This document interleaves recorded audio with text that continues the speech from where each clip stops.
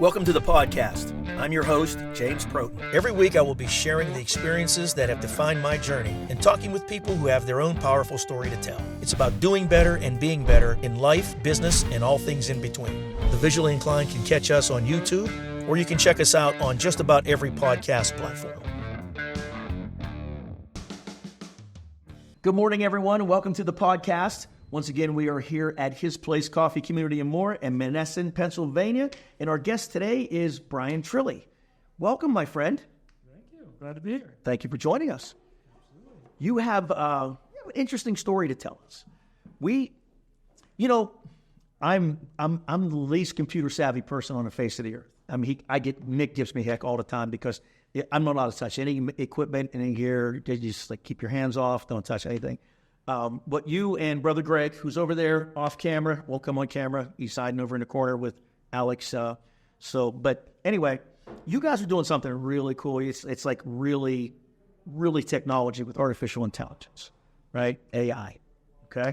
So can you just give up the audience because really audiences, they're like me. They have no clue, what anything is. We have to send out instructions for them to turn the computer on and tune into us. So what is AI and what does it mean to the average person walking down the street? Yes, let's start big picture and the nuts and bolts, right? So AI is sort of an umbrella term. Mm-hmm. It covers a whole lot of different things. But the thing that people need to understand is this is paradigm shifting in a major way.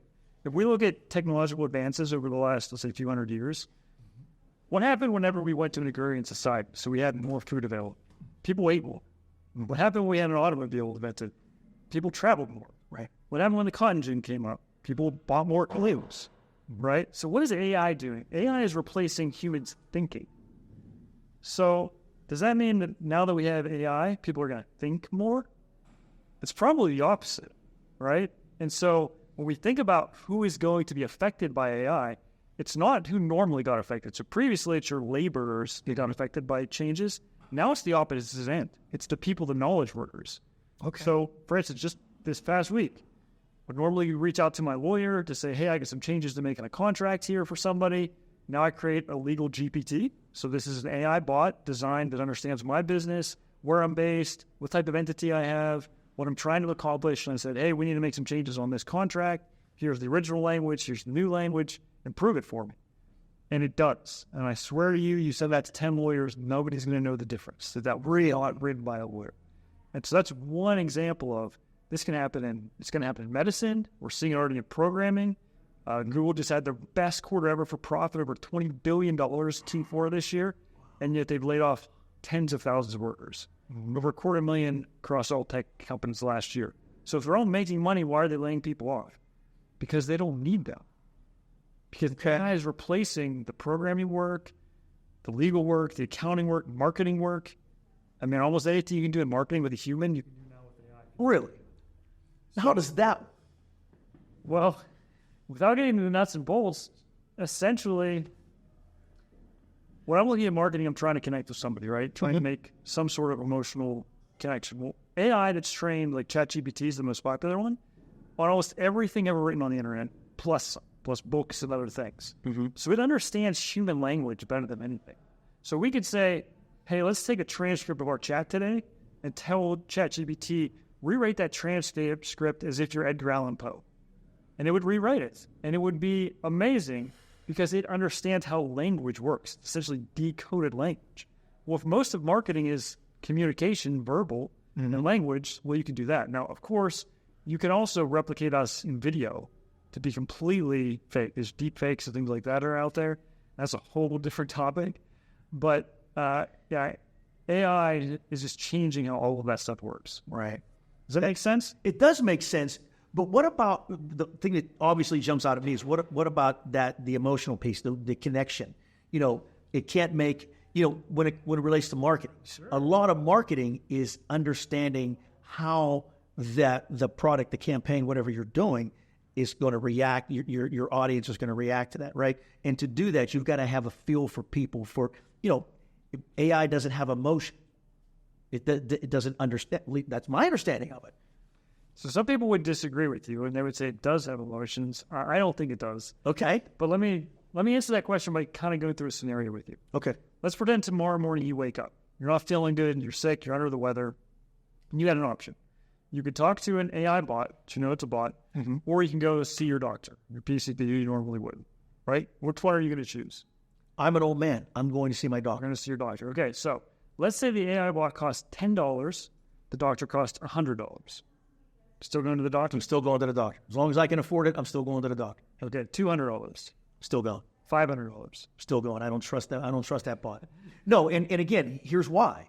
Because I am used to even just going to get a physical, right? Yeah. There's conversation, there's interaction, there's physical contact. There's physical contact, right? So my doctor he's going to do this, and he's going to look in my, all that. AI is not going to do that. Then it might not be true. So Okay, go ahead. at some point, $1,000, $10,000. At some point, you're going to say, okay, I'm not going to spend $10,000 to have a cold. I'll talk to the bot. Is that fair to say? My wife's going to say that at $100. But Right. I'm going beyond that. But yeah, okay, go ahead. Okay, so And that now is fair to say. Let's discuss what happens at the doctor's office. Okay. You go to the doctor's office. When you do, does the doctor spend 10 to 15 minutes going through your emotional health and well-being? Yes. So asking you, what stressors are in your life, how's work been going, how your relationships, great. Do they spend 10 to 15 minutes with you going through your diet, your exercise routines, all the health things that you're doing to maintain and stay healthy? Mm-hmm. Yes. Yes. Okay, good. So you go to the doctor, they give you a prescription. Go get the prescription. When it's time to take the prescription, does the doctor call you and say, hey, you took that prescription, how's that working? Sometimes. Okay, and then the next time that you get the prescription, does the doctor say, reminder, it's every day you got to take it, it's 8 a.m. or it's in your prescription again. Now that you know.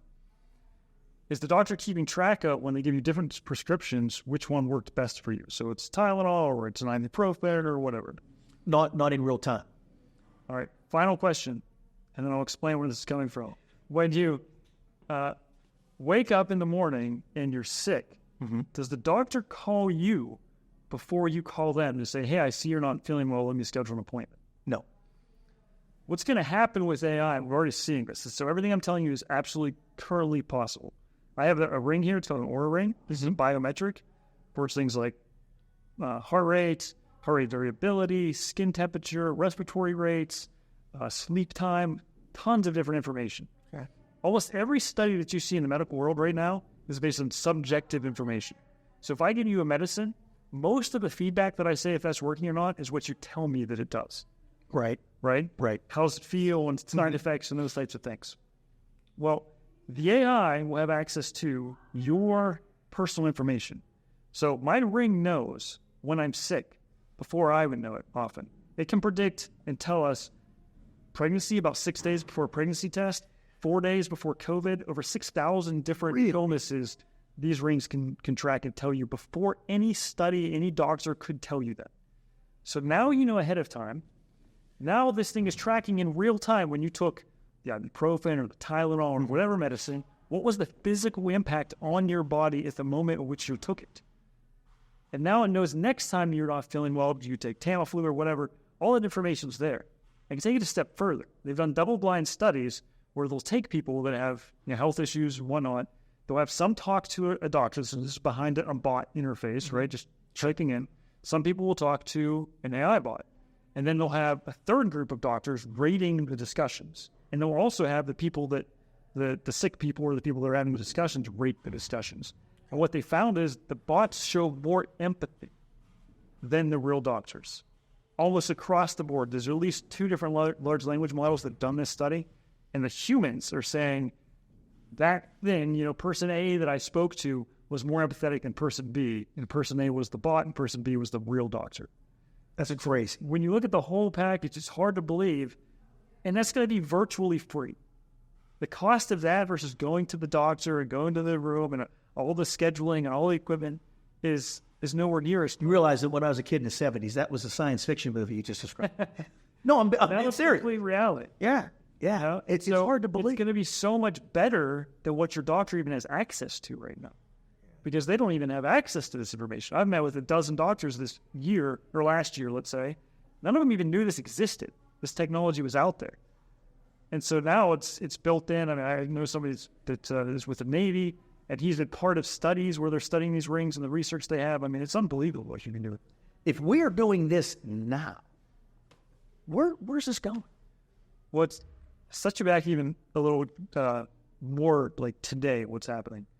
So if we look at the agrarian societies, we look at the automobile, we look at those things we talked about before, it took decades to replace that, right? It took decades for automobiles to create urbanization. Right. What I'm describing for you right now with what can happen with a lawyer or accountant, a marketer, a doctor, that technology exists. It's only a matter of implementing it. And so we're already seeing in the tech world, and they know how this stuff works and they use it well, right. Mass layoffs are coming, right? They've already started them. So what does that mean for everybody else? Well, on the scary side, I would say if you know somebody that's a sophomore in college, doesn't even matter what their degree is, they will probably never have a job available in their chosen profession. That's because if you're going for college, you're going for knowledge work. It's something that requires thinking. Right. Now, there are exceptions. If I'm a lawyer and my job is to argue in front of a judge, right, then that's going to be a while before a robot replaces you well. Right? If I'm a surgeon, robots are really helping you out a ton with that, but there's probably still a human interaction there to some degree. But the issue would be, okay, so if my lawyer isn't needed or that cost has dropped 90%, previously I said, what did people do? They ate more and they bought more clothes, they bought more cars. Whatever. Right. Are we going to use lawyers 10 times as much? Are we going to use doctors 10 times as much? Are we going to use accountants 10 times as much? Like, are we going to use engineers 10 times as much? Probably not. Right.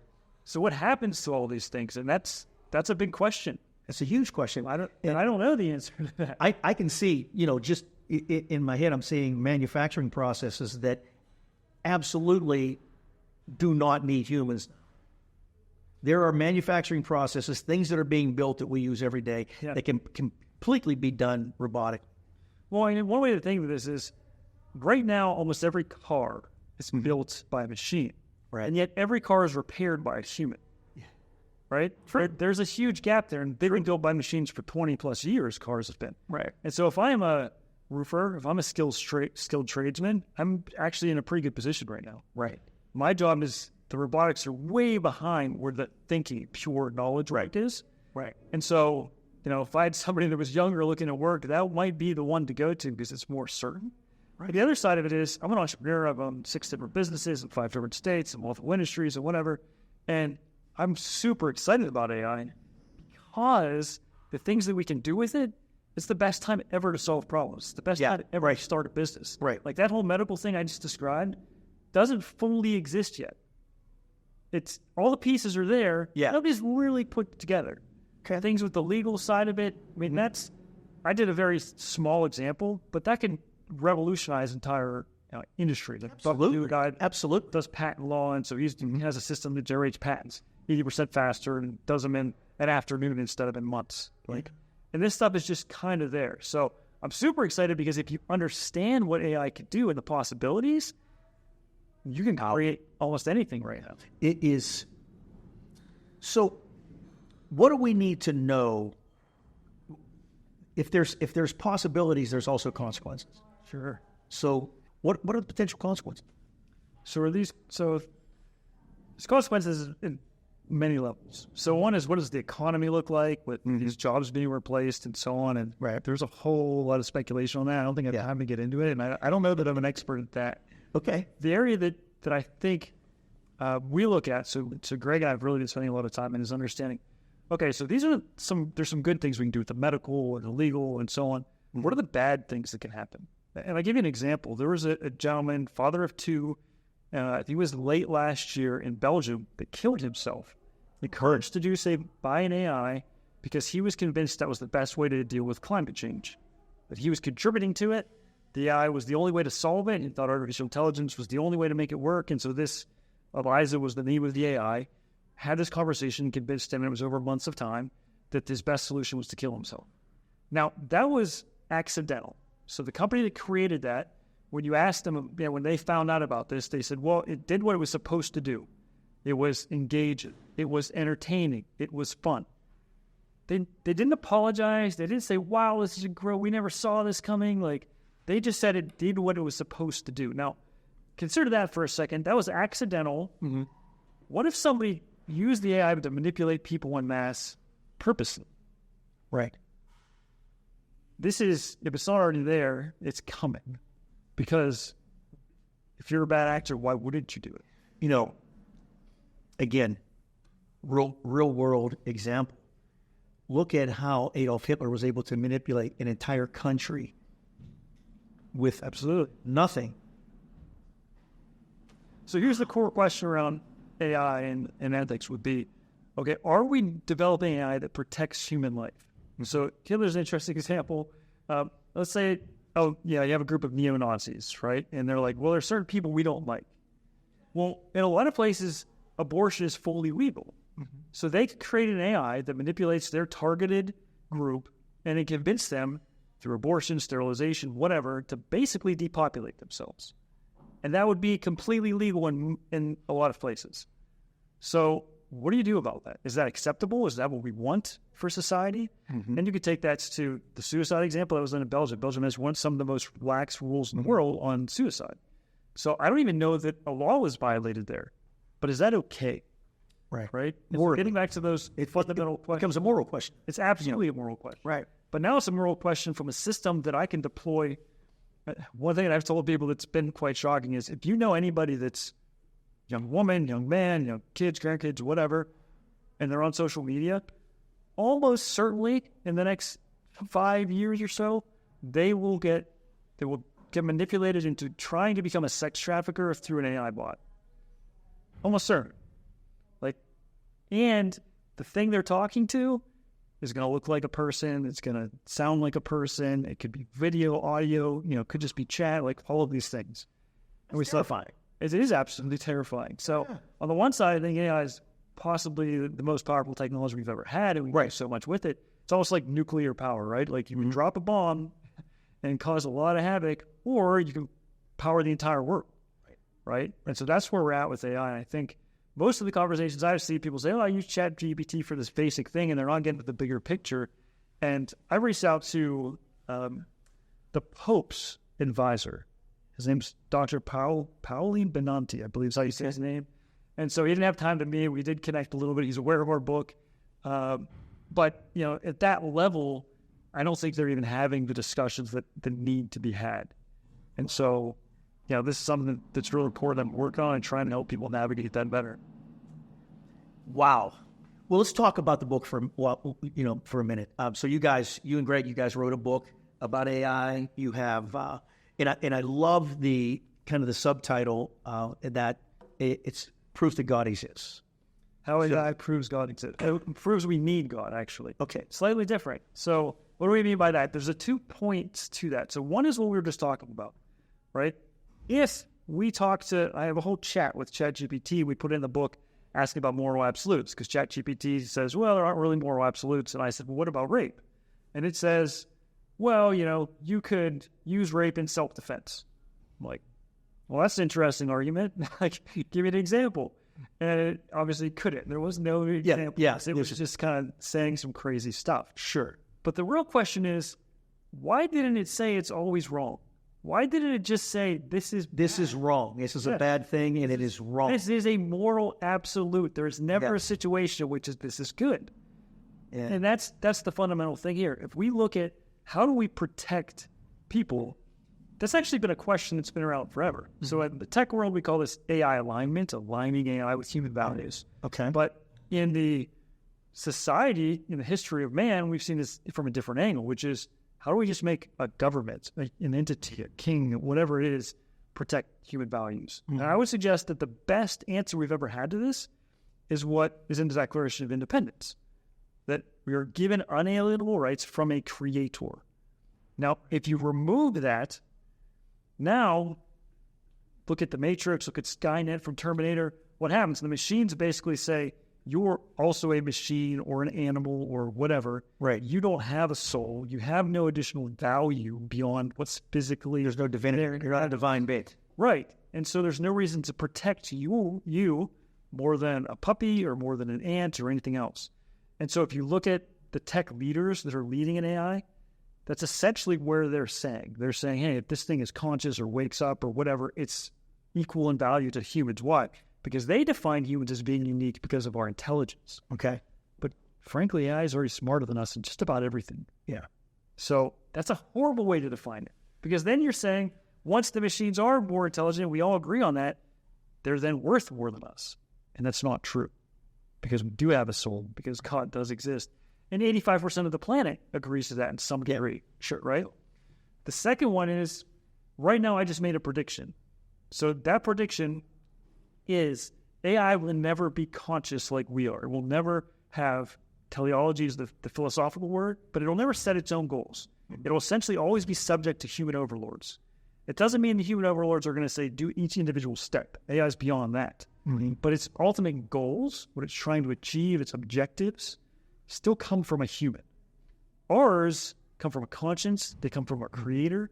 Mm-hmm. And so that's a difference. All the atheists, the ones sort of leading these discussions around AI, they see it very differently. Right. They're afraid of Skynet. They're afraid of the Matrix. They're afraid of Dixie from iRobot.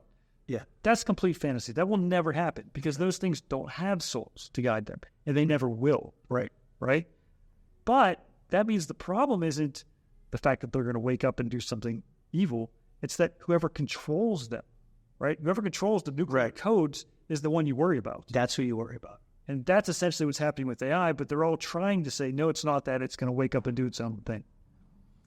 So we need God, because without him, the moral issue becomes very, very murky. I don't see a bot being intentional unless it is instructed to be intentional. Exactly. Right? Yeah. So to the extreme example of Adolf Hitler, there's maniacal people out there like that still exist. He wasn't unique. It wasn't a one-off deal, So as this technology progresses, we are really opening ourselves up to needing God that much more, because that moral compass has to be kept in check. Well, and the strange thing is, this is going to sound very odd. You look at Pol Pot, you look at Mao, you look at Hitler, you look at Stalin, you look at Lenin, like all these guys, they actually had some level of a conscience still. They killed 100+ million people together. They were able to justify it in their mind. In their mind, they thought they were doing something good. Now, imagine you had that ability to manipulate people better than them even, because the AI is going to know everything about you. Yeah. Right? And you had no understanding of a moral compass, right? You aren't taught that what makes humans unique is their soul, their divine spark. Yes. That what makes us unique. Right. I mean, what is it? Like, there isn't anything else that makes us truly unique from other animals or created machines. Right. And so now, that looks a whole lot worse than even what we've seen in the 20th century with those guys. Wow. And this is why we need to talk about it. So we're going to have to come back for a part 2, in all honesty, because this is a discussion that we can take. I know 4 different directions I want to go with this right now. But when's the book available? May 7th. May 7th is Pre-order it right now on Barnes & Noble or Amazon. So if you do those, search for Soulless Intelligence. You can easily find it. And then it'll be officially released, shipped to you May 7th, or download it on your Kindle. Technology is not taking these leaps and bounds. It's going fast. Technology is moving fast. And it's not always good. Not always good. So, I appreciate it, man. Thank you so much for coming. It's good to see you, and let's keep this conversation going. Sounds great. All right. Thank you.